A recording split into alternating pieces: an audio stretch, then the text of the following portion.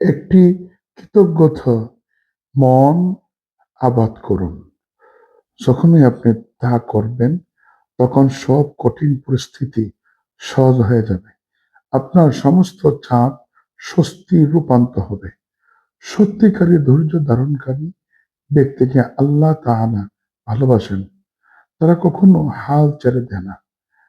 তারা কখনো হতাশ হয় না। তারা সংগ্রাম করে চেষ্টা অব্যাহত রাখে। আল্লাহর উপরে ভরসা রাখে। কারণ তারা জানে যে কষ্ট আসবে, বিপদ আসবে। এই বিপদগুলোকে সংগ্রাম করে নিজেকে টিকে রাখতে হবে। নিজেকে এমনভাবে নিজের অবস্থানকে তৈরি করতে হবে যাতে কোনোভাবেই দুনিয়া যত বড় শত্রু থাকুক, দুনিয়া যত বড় আপনার বিরুদ্ধে কথা বলুক, যাতে আপনার বিল্ডিংটা, আপনার দেয়ালটা, আপনার মনের ধৈর্যর যে বিল্ডিংটা এটা না ভাঙতে পারে, যাতে আপনাকে সে নষ্ট না করতে পারে। এর জন্য সর্ব অবস্থা আল্লাহর প্রতি সাহায্য থাকা, কারণ তিনি সবসময় বান্দাকে সাহায্য করেন। চাপ আমাদের আসবেই। চাপকে নিজের রূপরেখায় স্বস্তির রূপান্তর করতে হবে। যদি চাপকে আমি মনে করি ওজন, আমি মনে করতে পারবো না, মনে হয় আমি পারবো না, তাহলে কিন্তু আমি হেরে গেলাম।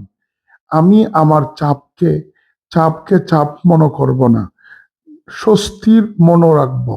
ভাববো যে আজকে আমার চাপ আসতেছে, কষ্ট আসতেছে, একদিন না একদিন আমার শান্তিময় হব, একদিন না একদিন আমি ইনশাল্লাহ পারবো।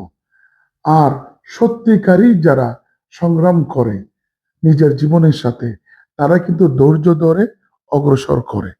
তারা সবসময় ধৈর্য সহকারে তার কাজগুলো করে থাকে, কারণ তারা জানে আল্লাহ ধৈর্যকারীদেরকে পছন্দ করেন।